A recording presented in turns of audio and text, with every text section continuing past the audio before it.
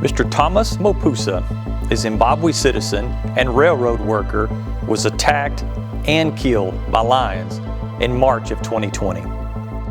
On July 5th, 2021, 3 young primary school children near Tanzania's Ngorongoro Conservation Area were killed by lions as they tended their village cattle herd. You have likely not heard about these horrible losses of human life, as the media reporting was essentially non-existent. Each year, similar fatal incidents with lions occur on average 250 times on the continent of Africa. And the loss of those human lives are just the confirmed cases, with the actual numbers certainly higher due to the remoteness of these incidents.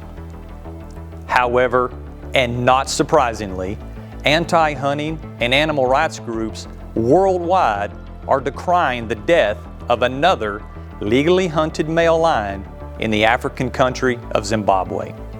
The wild lion in question was legally taken in a government-approved hunting area that adjoins Wangi National Park, which was generally unreported.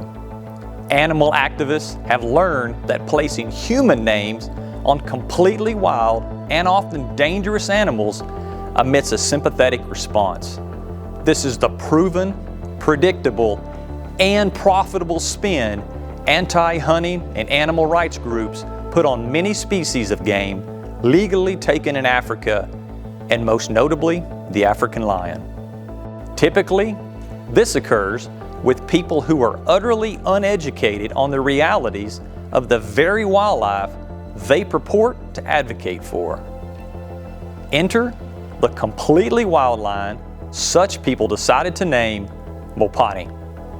This mature male roamed the remote bushes of northwest Zimbabwe in and around the Wangi National Park.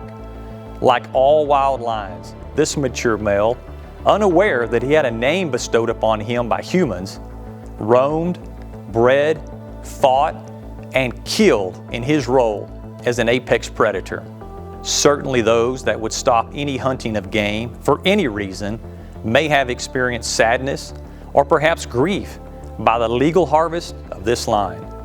But others in the animal rights movement and their supporting media see this as another chance to promote outrage and fuel their never-ending and highly lucrative fundraising strategy. Never mind that their actions occur at the detriment of the lion and its habitat. In 2015, the well-chronicled Cecil the Lion phenomenon was a fundraising lottery win by animal extremists. There was a glaring difference here. There was international outrage in the hunting and legal regulated harvest of a lion, yet there is little, if any, reporting on the loss of humans killed by wild lions. Where are the US and European media on the issue of human-wildlife conflict and the subsequent loss of human life and livelihoods? Tens of millions of dollars were raised over Cecil. Candlelight vigils were held globally, and the life of an American hunter was threatened daily. And the anti-hunting media fed off this frenzy for months. They are now again trying to duplicate that financial high watermark with headlines and false information. This was a completely wild lion. He was not born with, nor did he ever respond to a name. Let me repeat, he was not born with, nor did he ever respond to a name. But living and working in the exact same area as this lion was a human being who did have a name, and his name was Mr. Thomas Mopusa. Mr. Mopusa's death in Mopani's backyard has been essentially unreported and has certainly been swept under the rug by the animal rights groups and their supporting media.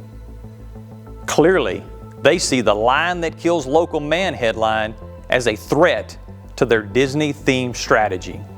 Again, where is the concern and reporting of the 3 young children in Tanzania that were killed and eaten by lions last month?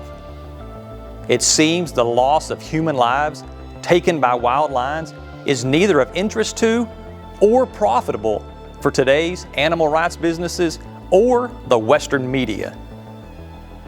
DSC offers its condolences to all the human lives lost in wildlife conflict around the world and are appalled that the animal rights groups and media promote the name of one lion taken on a legal hunt while not seeming to have a concern about people killed by wildlife conflict.